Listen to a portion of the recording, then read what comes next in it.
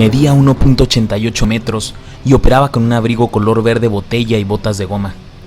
Saltó sobre los tableros manchados de sangre hasta donde yacía su paciente, desmayado, sudoroso, atado, como si fuera un duelista. Esta es la descripción de una operación típica llevada a cabo por el cirujano Robert Liston en la década de 1830. «¡Tiempo, caballeros! ¡Tiempo! ¡Tiempo!», les gritó a los estudiantes con relojes de bolsillo asomados por las barandas de hierro de la galería. Todos juraron que el primer destello de su cuchillo fue seguido tan rápidamente por el chirrido de la sierra en el hueso que parecieron simultáneos. Para liberar sus dos manos, apretaba el cuchillo ensangrentado entre los dientes. Este es el detallado relato que nos da una idea de cómo era la cirugía a principios del siglo XIX. Cada segundo contaba. En esa época, los cirujanos, y más aún sus pacientes, seguían enfrentando los principales problemas de siglos: dolor, conmoción, falta de tiempo, pérdida de sangre e infección. Uno de los grandes desafíos era la muy difícil tarea de operar con éxito a un paciente consciente.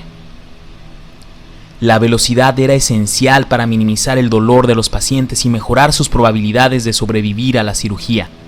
Un buen cirujano podía amputar una pierna en menos de 3 minutos.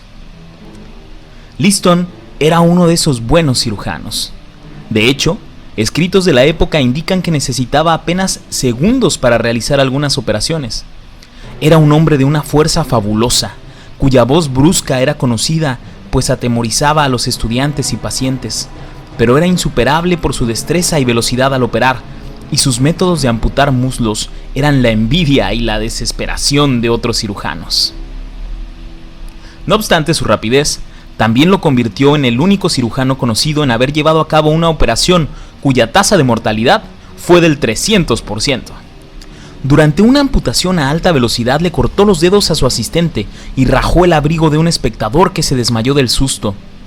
Los 3 murieron: el paciente y asistente de sepsis y el espectador del shock. Aunque suene como si Liston fuese incompetente, en realidad era muy respetado y fue el imperativo de velocidad lo que causó las muertes. Cuentan que su reputación era tan buena que los pacientes preferían pasar días en su sala de espera que acudir a otro médico. Los cirujanos que trabajaban más lentamente que Liston no solo perdían a 1 de cada 4 pacientes, sino que en ocasiones los perdían antes de operarlos, pues el dolor y el pánico los llevaba a liberarse y huir de la sala de operaciones.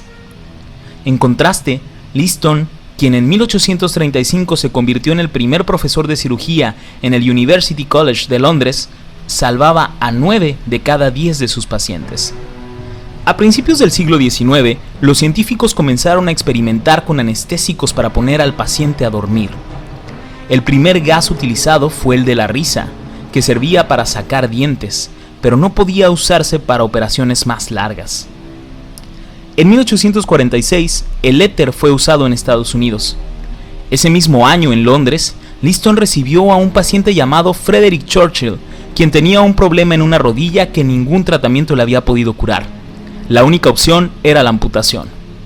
El día de la cirugía, Liston entró en la sala de operaciones y anunció: «Hoy vamos a usar una artimaña yankee, caballeros, que hace que los hombres se vuelvan insensibles». Paso seguido, sacó un frasco con éter y su colega se lo administró al paciente.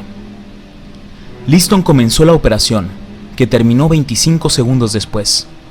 Churchill se despertó unos minutos más tarde y preguntó cuándo iba a empezar la operación. El éter no resultó ser el anestésico ideal, pues era inflamable y podía dañar los pulmones. Sin embargo, con esta operación, Liston se convirtió en uno de los médicos que hicieron que su especialidad acabara siendo obsoleta. El dolor ya no sería un obstáculo para una cirugía exitosa, y la velocidad no sería la más importante cualidad del cirujano. Pero Liston no se enteraría de cuán grande sería el cambio, pues pocos meses después de esa operación, murió en un accidente, a los 53 años de edad.